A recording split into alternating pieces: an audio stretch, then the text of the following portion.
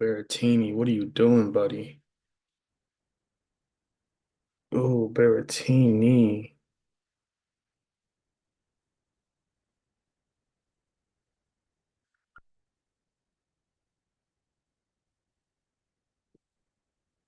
What's up to everyone watching?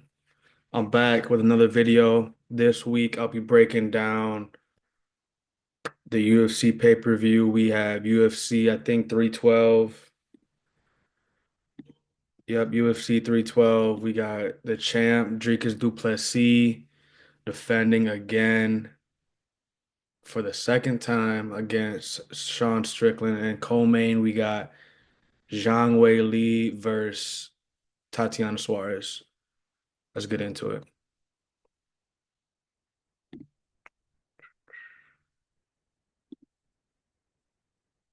I can figure out.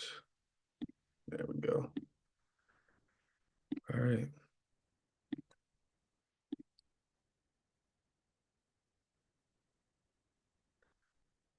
All right. First fight, we got Young Sung Park versus, I'm not going to try to even say this dude's name.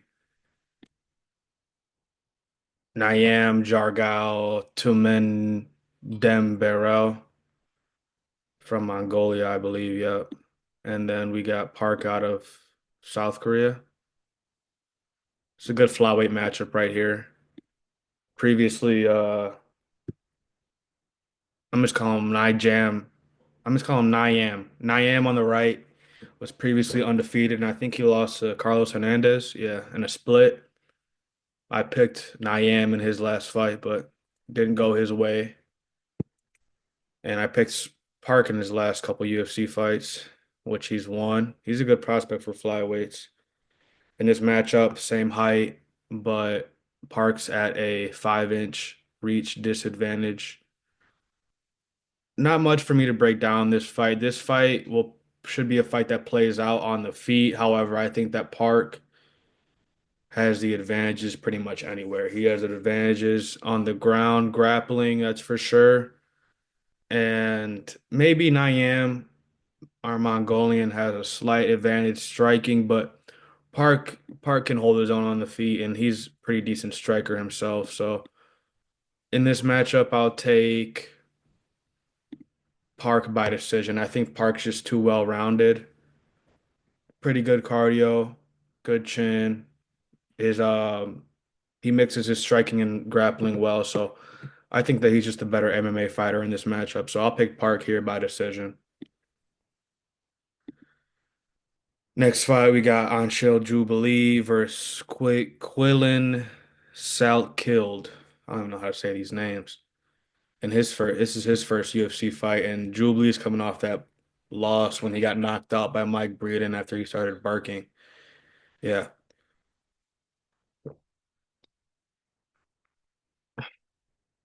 Lost his undefeated streak to Mike Breeden.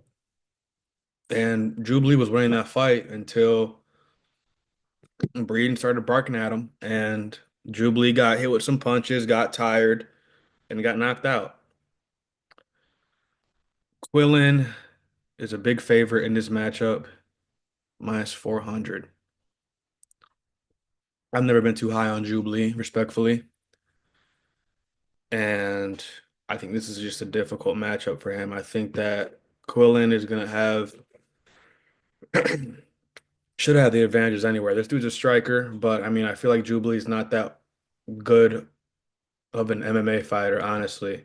So Quillen, the minus 400 favorite, should have the advantages everywhere. Grappling, striking,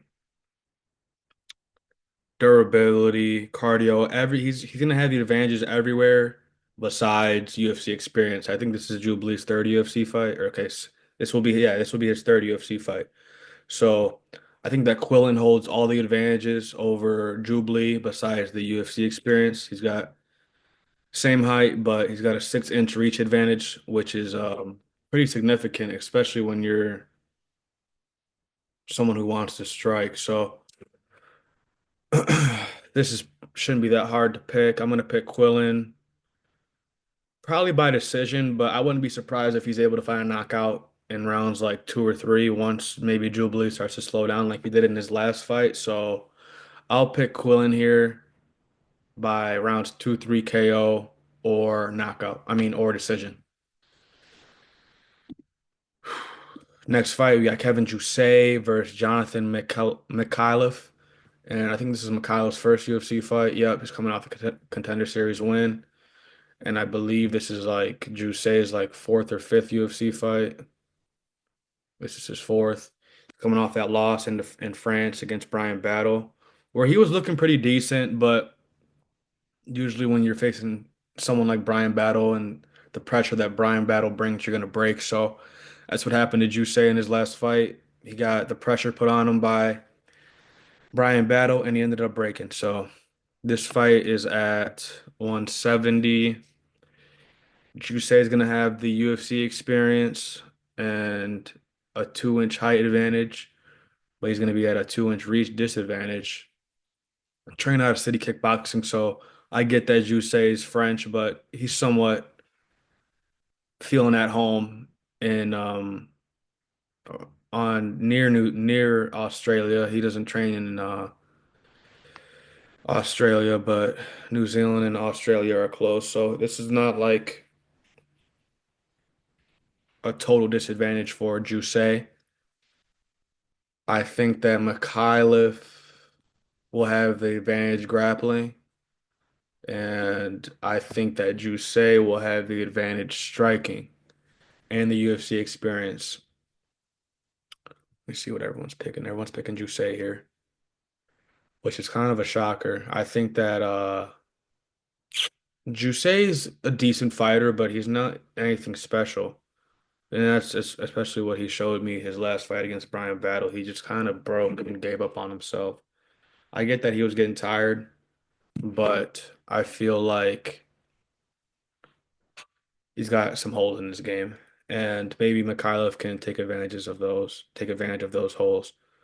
So I'm still gonna pick Jusei here. I don't think that either fighter will be able to find a finish here. Maybe if someone does find a finish, it's Mikhailov finding a finish once if Jusei slows down and gasses out, like he slows down in most of his fights. But I think that Jusei should just be the cleaner striker here for 3 rounds and should be able to defend any grappling exchanges from Mikhailov. So I'll take Jusei here by 3 round decision.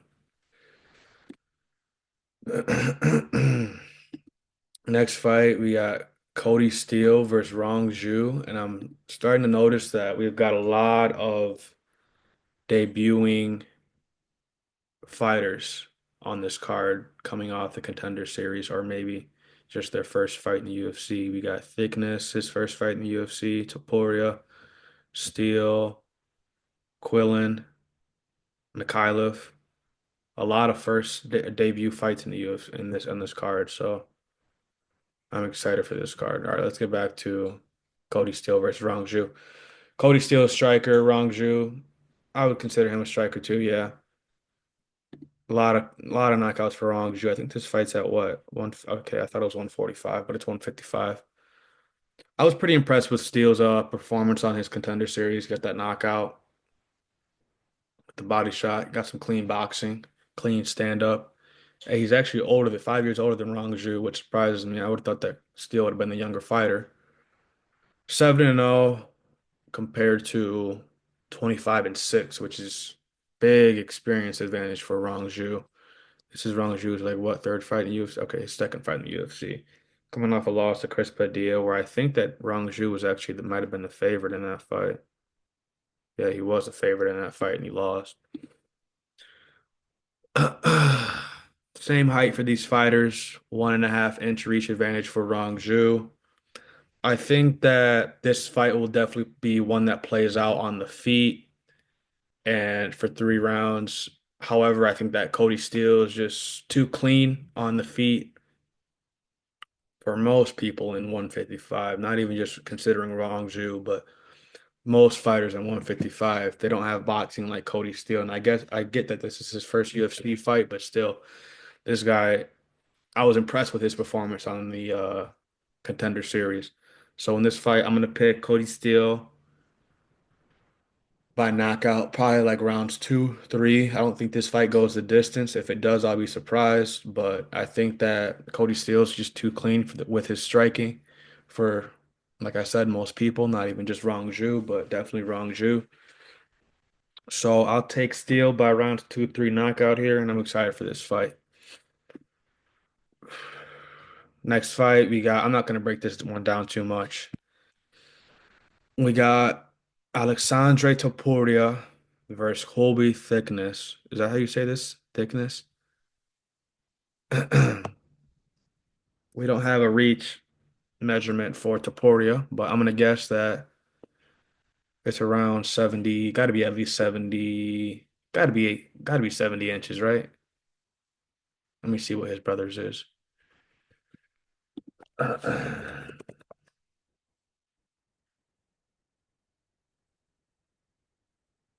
69. So I was gonna say Topuria's gotta be this Alex Topuria's got his reach has gotta be. I get that he's fighting a division lower, but I feel like he's still bigger than Topuria than than Ilya.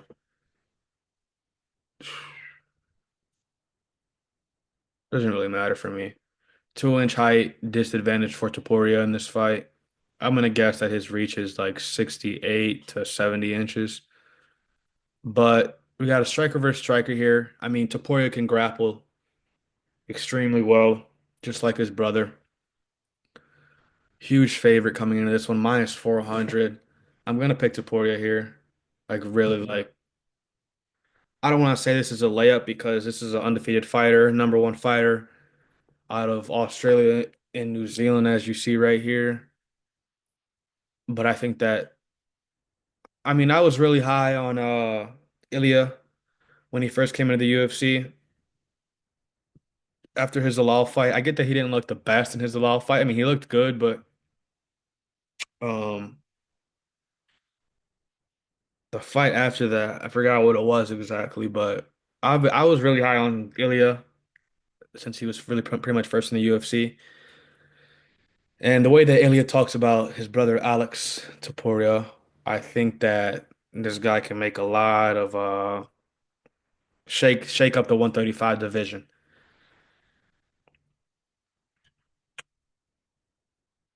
Everyone, oh, okay, not as many people as I thought picking Topuria. I'm gonna take Topuria here. I think that Topuria maybe he faces some adversity in this fight. I mean, his record is a little weird. He's fighting against fighters 7-18, 1-9, 1-1, 0-3. So definitely hasn't faced the best competition as Thickness has. He's probably faced some decent, yeah, 7-3. But I mean, it's kind of the same for him, 4-5, 0-0, 3-3. So these guys haven't faced the best competition, but in this matchup, they're definitely going to be fighting the best opponent that they've had to date. So 6 fights for Topuria, 7 fights for Thickness. This is going to be a fight that plays out on the feet. However, I feel like if Topuria needs to take it to the ground, then he will. But he's going to most likely put on a show and try to find the knockout. And I think that he will find the knockout pretty early, rounds one, two. I think that he's going to be too much for Thickness. But however, we're going to see. We're going to see Saturday. But I'm going to definitely pick Topuria here, round one, maybe round two knockout. Next fight, we got Wayne Kong versus Bruno Brazil. Wayne Kong's coming off that huge upset against Gabby Fernandez, I believe. Yeah, Gabby Fernandez. And then Bruno Brazil's coming off her upset win against Molly McCann. She was a big underdog in that fight. And she's a big underdog again in this fight. UFC experience goes to Bruno Brazil. Both fighters 5'6", 1 inch reach for Wang Kong, which is going to play into her favor, not only because she has a reach advantage, obviously, but because Wang Kong does not want to grapple against anybody. She's a pure striker. And I think that she's going to have to purely strike in this fight. I'm confused on what this fight's at because Brazil's last fight was at 115, no? Yeah, her last fight was at 115. I know Wayne Kong fights at 125. Where does it say the weight class? Doesn't say the weight class.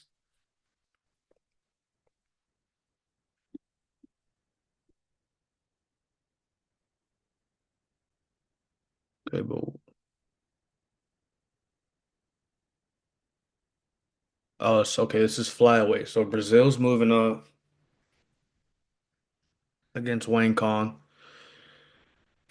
And I think that Wayne Kong might just be a little bit too big for her. I was never high on Wayne Kong. I mean, this is what her third UFC fight. Yeah, third UFC fight. And she did look really good in her debut, but I mean, I always thought that sometimes that the UFC pushes fighters way too fast and just really just overhypes them because of their previous matchups. I know that Wayne Kong previously fought Valentina, and I think she beat Valentina in like a kickboxing match or a Muay Thai match or something. And ever since then, and ever since Wayne Kong's first win in the UFC, everyone, I don't want to say everyone, but the UFC was really pushing her, really, really pushing her. And I was never too high on Wayne Kong, but this is a big test for Wayne Kong. I don't really think that she should be this big of a favorite in this matchup, respectfully, especially coming off the way that her last performance. She was looking good in her last performance, but then she got caught and then she got submitted. So Bruna Brazil has had some ups and downs in the UFC. She's looked good in some fights and looked bad in other fights. She looked good against Sean O'Bannon, good against Molly McCann. She didn't look good against Loma Luke Boomy, and didn't look good against Denise Gomes. So it's hard to predict how Bruno Brazil's gonna look, especially in this fight moving up a weight class. So, ooh man. But Bruno Brazil, this is a fight that should play out on the feet, striking. Both fighters love to strike. However, I feel like Bruno Brazil is definitely the more well-rounded MMA fighter. She has the ability to grapple when she needs to. So I want to pick Wayne Kong here, but I would not be surprised at all if Bruno Brazil won, especially after Brazil's last performance and Wayne Kong's last performance. I like to say, I mean, most people say you're only as good as your last fight, as your last performance. So, and if we're basing it off these two last performances, Bruno Brazil's the better fighter. So, but I'm still gonna pick Wayne Kong. I don't think that Wayne Kong will be able to find a finish. I don't think either fighter will find a finish here. So I'll take Wayne Kong by decision, but I would not be surprised if Bruno Brazil won this matchup. Next fight, we got Tom Nolan versus Slavoj Borshev. Now, this is a tough fight to pick. Really tough fight. Tom Nolan fighting at home, fourth UFC fight. Slavoj like his sixth or seventh. How many does he have exactly? This is his eighth. This is Slavoj's eighth UFC fight. He's coming off that split decision win to who was that? James Yontop, who recently got cut from the UFC. Tom Nolan's coming off that win to that Mexican guy, Alex Reyes. He's Mexican, right? Or American, but Hispanic name. So Tom Nolan's coming off that win to Reyes, which was weird because Nolan was a huge favorite in that fight and should have found a finish, but he didn't find a finish, surprisingly. I can't pick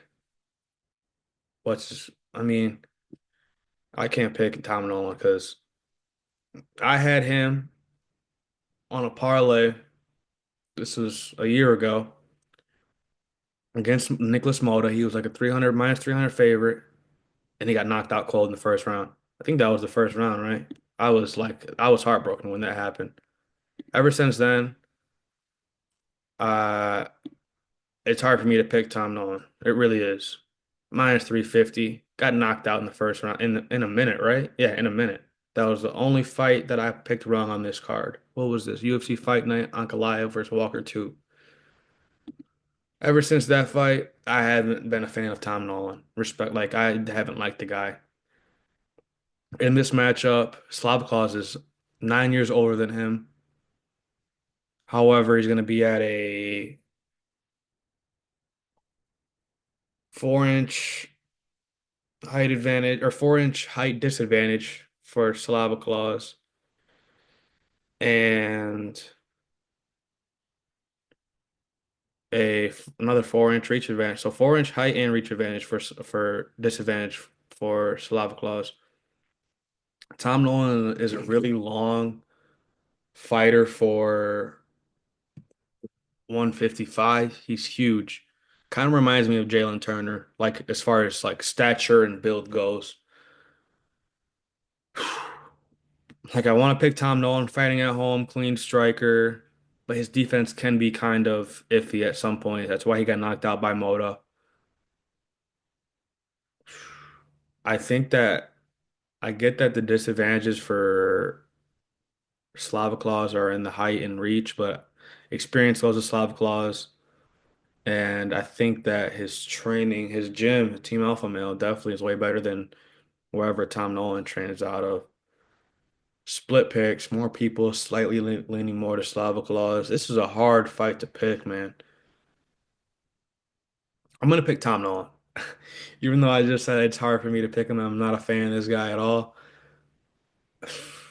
Reach, height. This is gonna be a fight that plays out on the feet. No one's gonna want to grapple in this fight. We got striker versus striker here.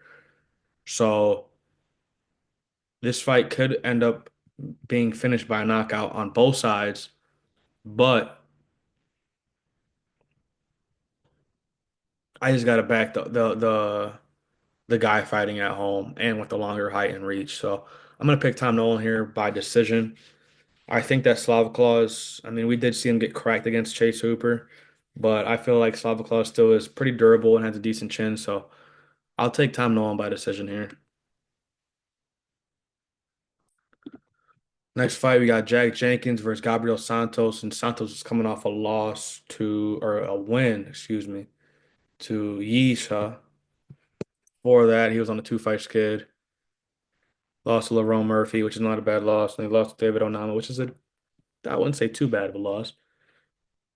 Sometimes Onama looks really good, and other times he looks really bad. So almost a minus 250 in this fight. Gabriel Santos is, which I don't know how, but we got Jack Jenkins. This is his, damn, he's had this many UFC fights already. This will be his fifth. So he carries the UFC experience over Gabriel Santos. His last win was over Herbert Burns, which Herbert Burns, we all know Herbert Burns was in the UFC maybe way longer than he should have been, respectfully. But still a good win for Jack Jenkins. This fight's at 145. Jenkins will be at a 2 inch height disadvantage and a 2 inch reach disadvantage. A lot of people picking Jack Jenkins here, which kind of surprises me considering he's almost a two plus 200 underdog. But I'm gonna pick him as well. This should be a fight that plays out on the feet, striker versus striker. If anyone does have the grappling advantage, it's probably Gabriel Santos. He trains out of shoot box. I know this says Evolução Thai MMA, but I've seen him with Charles Oliveira and Diego Lima, who's the coach of shootbox in Brazil, and Charles Oliveira's coach. So I think he's been training with shootbox. But I'm gonna pick Jack Jenkins here. This is gonna be a fight that plays out on the feet. Jack Jenkins has really nasty leg kicks, like really nasty leg kicks. And Santos is the type of fighter that he walks you down, is willing to eat your shots to return some. I don't know if he can do that against Jack Jenkins, honestly. So Jack Jenkins fighting at home as well. I'm gonna pick Jack Jenkins here by decision. Maybe I don't think I could. I mean, maybe he could knock Gabriel Santos out if Santos starts to slow down in the later rounds. So I guess I will take Jack Jenkins by decision, maybe rounds 2, 3 knockout. I think that's how that fight will play out. But a really close fight. I don't get why 80% are picking Jack Jenkins in this matchup. That's kind of crazy to me, but I'm still gonna pick him.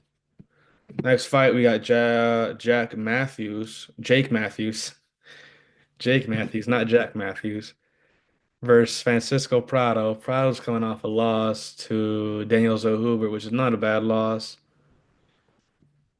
His only win is against Ottoman Izatar, who I don't believe is still in the UFC anymore. Yeah, he's not in the UFC anymore.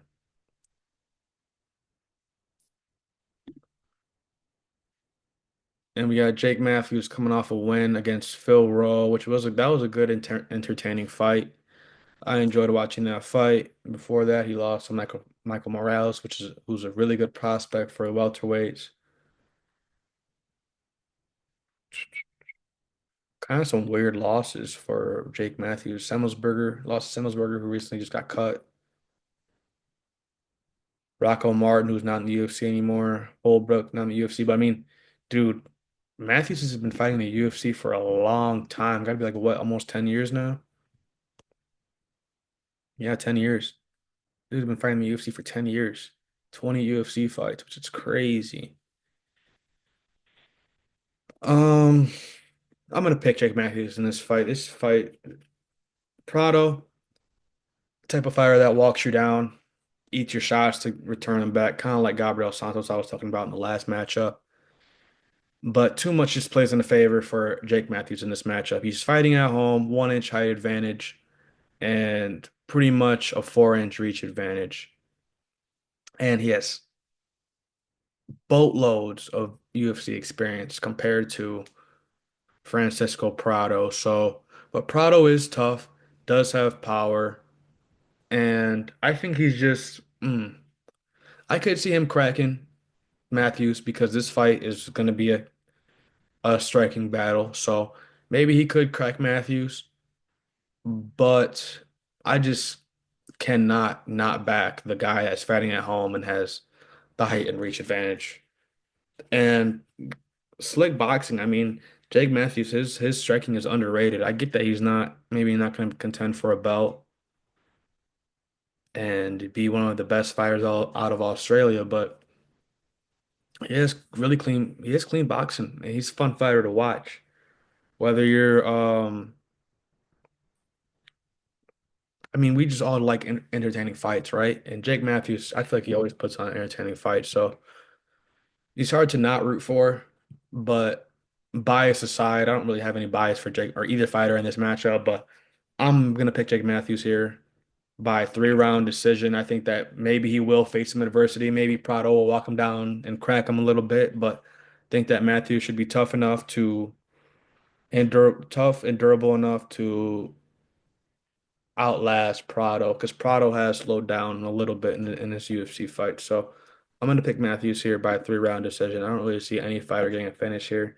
If someone does find a finish, I think it'll probably be Prado cracking Matthews.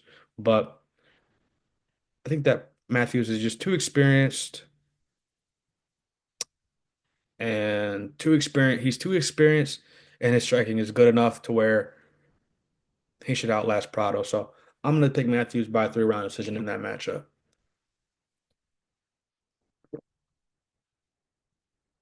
Next fight, we got Jimmy Crute versus Adolfo Bellato. And Bellato's coming off a win. Forgot to who? Igor Potieria, who's we all know. I've talked about Potieria previously on this channel, and I don't think anyone is really high on the skills of Igor Potieria. But it was a good win. I think that wasn't Bellato's debut.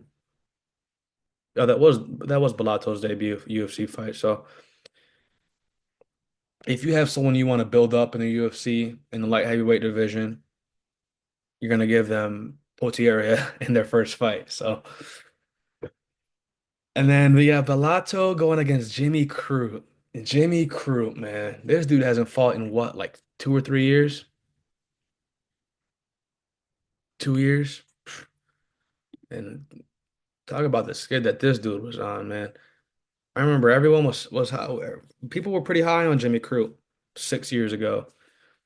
I mean, he did get fraud checked by Serkinov, but even after that, he bounced back, submitted Mikhail Oleksiejczuk, and then submitted Modestas Bukauskas.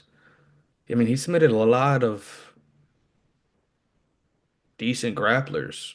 Paul Craig, Oleksiejczuk's a decent grappler himself. Bukauskas is more of a striker, but Still. Oh, he knocked out Bukauskas, actually. I was misreading that. He knocked out Bukauskas, which is even better for Crute. But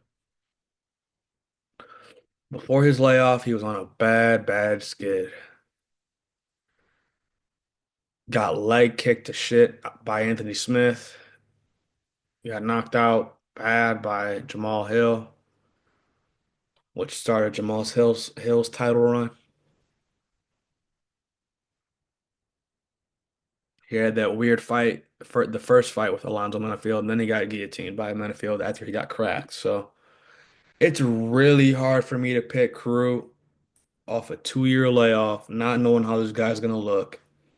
But not only is it hard to pick him off the 2 year layoff, it's hard to pick him pretty much a 4 fight losing streak.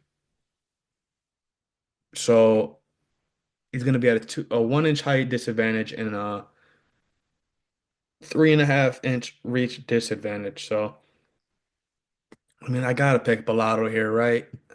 Like I want to pick Crew because he's such a fun fighter. Like he always puts on a show, but and I can't believe he's the younger fighter in this matchup. I mean, Crew's been fighting in the UFC for 6 years, which means he was fighting in the UFC since he was probably like 21, 22. So I want to pick Crew. I really do hope that he has made some big improvements in his game and he could bounce back from his skid. But man, it's hard. I can't pick him in this matchup. I really can't. And Bellato has decent power. He did get knocked out on the Contender Series against Petrino. But I think that Bellato has a decent chin. He should carry the power advantage in this matchup and the striking in this matchup. If Crute wants to win, man, he's gotta really just out grapple Bellato because I don't think that he's gonna be able to hold his own on the feet against Bellato. So, oh man, I don't want to pick Bellato. I mean, I don't want to pick against Crute here, but I feel like I have to, but just because his layoff and his skid, man. So I'm gonna pick Bellato here. Knockouts by knockout, any round really. Like I don't want to pick against Crute, but I got to. Like there's no way I can pick Crute in this one, dude. There's just no way. Pretty much a 4 fight skid. He's 0-4 in his last 4 fights. With the draw, like that's not a draw is not a win, so he's pretty much 0-4. And this dude hasn't fought in at least 2 years, so I cannot pick him, even though I want to, but I just can't. So I'll take Bellato by knockout, whatever round, really, whatever round. That's a hard fight to break down. I think that most people would see it as an easy pick with Crute's layoff and his skid, but it's hard to predict what a fighter's gonna look like after such a layoff. So yeah, I got to pick Bellato on that one. We got a lot of Brazil versus Australian matchups.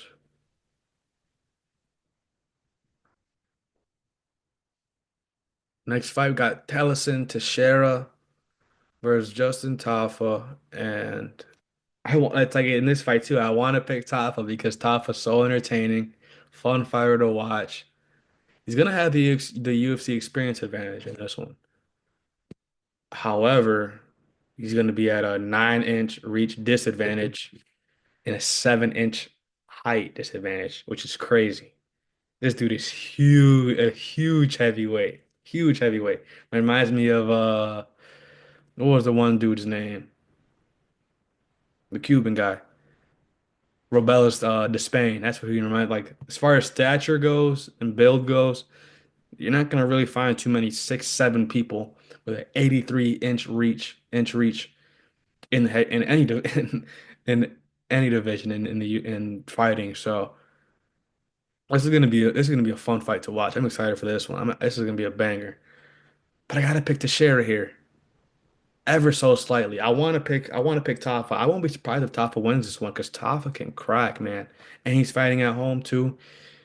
He's gonna want to put on a show and show out for his people. So I would not be surprised if Tafa won, but I feel like I just gotta pick the Shera here, the undefeated fighter, the height and reach advantage in this one. So I gotta pick the Shera here. This is obviously gonna be a fight that plays out on the feet.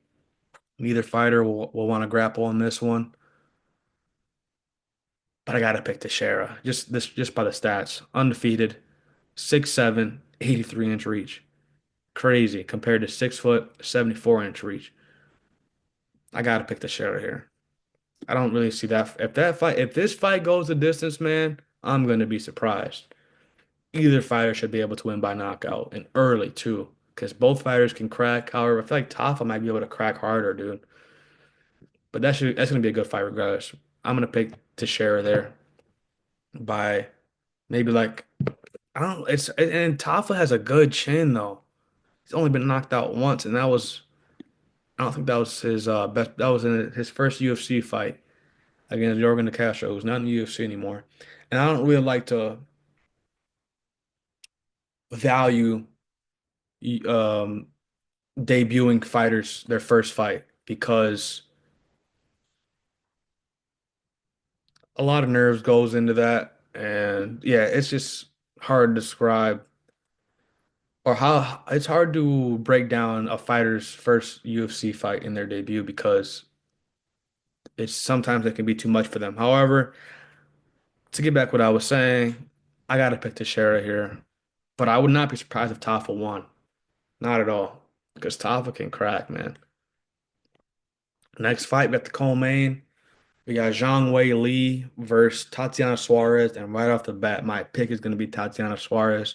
I've been a, f- I don't want to sound biased, but I mean, I'm a fan of both fighters. But I've always, since I've been watching Suarez, she's been in the UFC for like what, at least 6, 7 years, 8 years, or no, wait, what's that, 9 years? Since 2016, it's 2025. That's 9 years.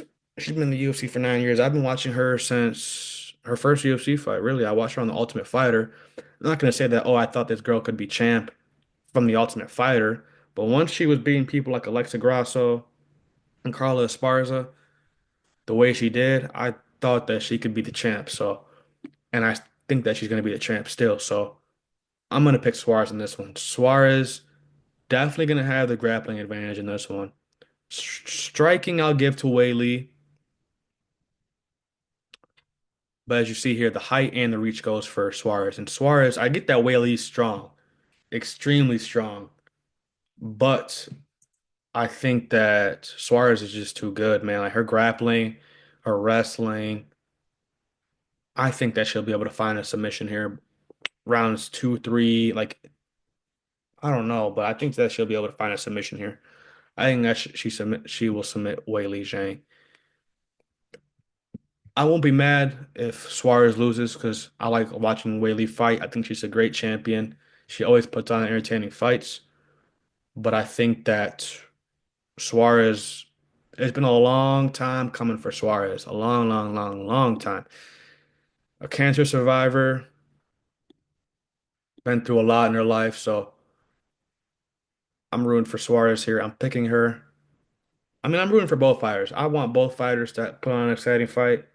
But I think that it's destiny for Suarez to become champion. So it's surprising that Suarez has been fighting in the UFC longer than Weili, but Weili has more UFC fights, and that's because Suarez has had a lot of injuries. She had cancer before, so she's had a difficult career, but as you can see, she's still undefeated. She never broke.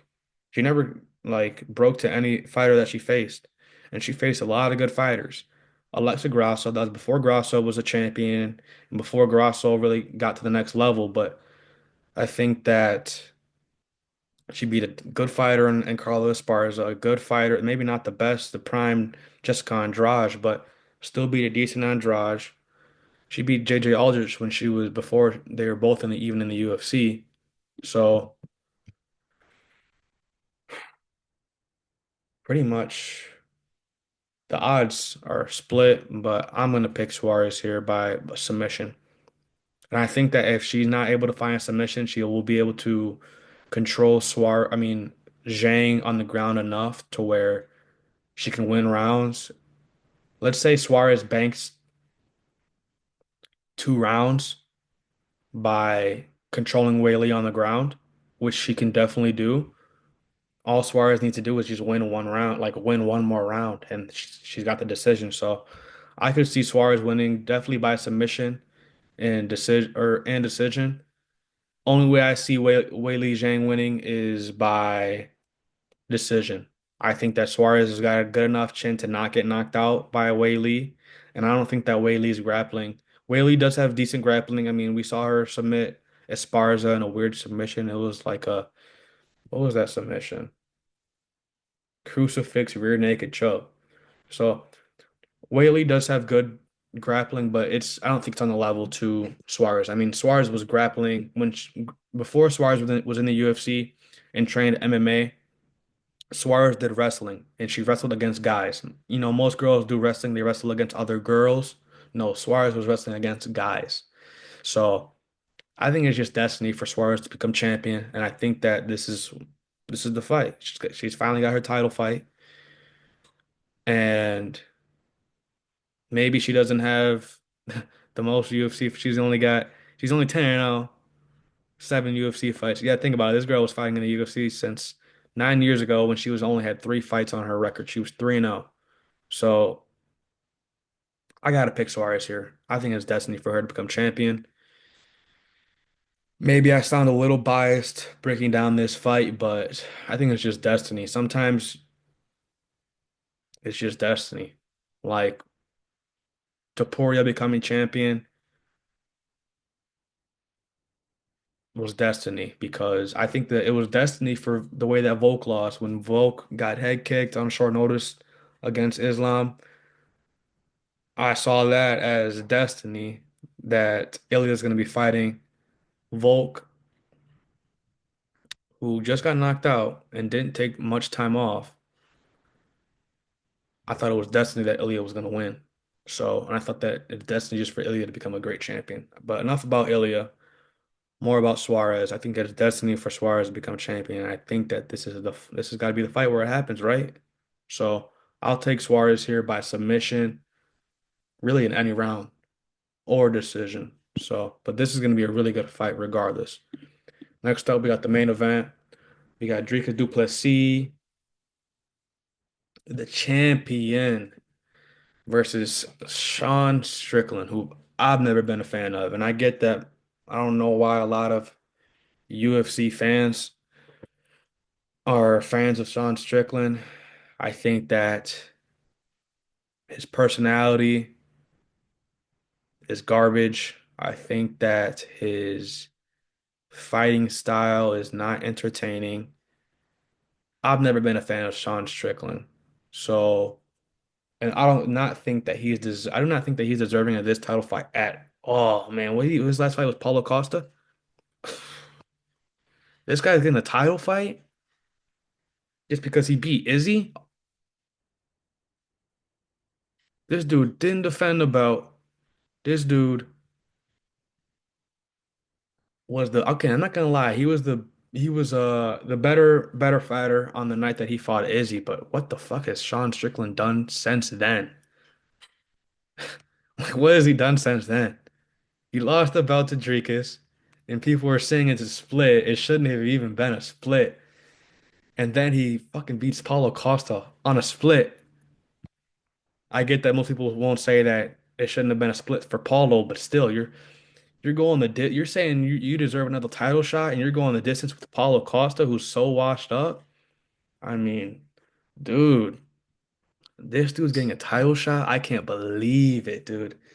And you got people like I honestly, even before Imavov's last win against Izzy, I still would have considered Imavov more of a contender than Strickland. When you got people like Hamzat too, even before Hamzat beat choked out Whitaker, I still would have rather had Hamzat fight for the belt than Strickland, dude. Like, oh man, I don't know how this dude's getting this fight, but it is what it is. He's getting this fight just to lose to DDP again. So, identical height and reach for these fighters. UFC experience obviously goes to Sean Strickland. And this is not much to break down. in this fight since they already fought before. I feel like it's going to be a replay of their first fight, but Dricus is just going to clean up on the areas that he needs to, and that he like we see in all DDP's fights, he gets a little bit tired, gets a little bit gassed, gets a little sloppy with the striking, but this dude's champion. This dude's champion. It's his second defense, and I feel like I've been really high on Chimaev, and I've really been high on Imavov. I'm higher on Chimaev becoming champion than I am Imavov, but I feel like it's hard to beat someone when they become champion and they get the experience that they need and they have these certain fights that like take them to another level. DDP fight with Whitaker was pretty quick, but that fight took him to another level. When he beat Strickland, he became champion, took him to another level. When he defended, had a good fight against Izzy, a back and forth fight against Izzy, that fight took him to another level, and he found the finish in that fight. It's the same thing with guys like Marab, with like Topuria. And I know I picked against Marab in his fight against Umar, but my point stands. There's certain fights that just straight up elevates uh, a champion, a fighter's skills. And I think that this is just another fight that's gonna take Du Plessis to another level. I think that Du Plessis might be able to find a finish in this fight. Strickland does not get finished much. I think the last time he got finished was against Pereira 3 years ago. To say that this dude is this number two middleweight in the world is hilarious to me. Over Chimaev, over Amavov. I mean, dude, how is he getting a title fight? Let Strickland fight somebody like Whitaker, fight somebody like Kyle Bahayo. He already lost to Cannonier. I get that he beat Baron Allen, what, like 6 years ago? Dude, like, if these fighters want a rematch in a title fight, you have to defend your ranking. I get that Izzy didn't do that. Izzy got a free title shot, but I mean, Strickland also didn't have as many defenses as Adesanya. Strickland didn't have one defense compared to Adesanya's what, like four, five, six? Like, dude, I don't understand why Strickland's getting a title shot. I might sound like the biggest Strickland hater right now. I've already said that I'm not a fan of anything about Strickland. His personality, his fighting style. I'm not a fan of the dude. And that's why I'm glad that DDP's gonna beat his ass again. Again. And then what's Strickland gonna say after this fight? Oh, you got robbed on a split? No, buddy, it's not gonna be a split this time. And if it is, you're still gonna lose. So I'm not picking Strickland in this fight whatsoever. DDP and still by knockout or submission or decision, he's a champ. He's gonna win this fight any way that he needs to. Strickland has never been good enough, respectfully. He hasn't never been good enough. Okay, cool. He had that one great performance over Adesanya where he knocked down Adesanya and then just jabbed him for the rest of the round, the rest of the fight. Chimaev would absolutely murk Strickland, and I put everything on that. Chimaev would dog walk Strickland, probably doing worse than he did Whitaker. And I get that Whitaker broke his teeth or broke his jaw, whatever, but dude, Chimaev would beat the crap out of Strickland. I guarantee that. And I hope that I don't want to say I hope, I know that DDP will beat Strickland in this fight for the rematch. And Strickland, this is his last time at a title shot because he's gonna lose this one. He's not gonna want to. I don't see him fighting a Mavov. He's gonna want an easy fight. Someone way down the rankings probably, like Paulo Costa rematch or Jack Hermanson. or Marvin Vettori. He's not gonna want to fight. I get he did beat Imavov. What was that? 2 years ago. I think that Imavov beats him now. And I know for a fact that Chimaev beats the crap out of Strickland right now, anytime. 2 years ago, he would be he. I'm not gonna keep rambling about Strickland. DDP and still any way he wants. Knockout, submission, decision, and still knocks Dricus Du Plessis. That's it. See you guys next week.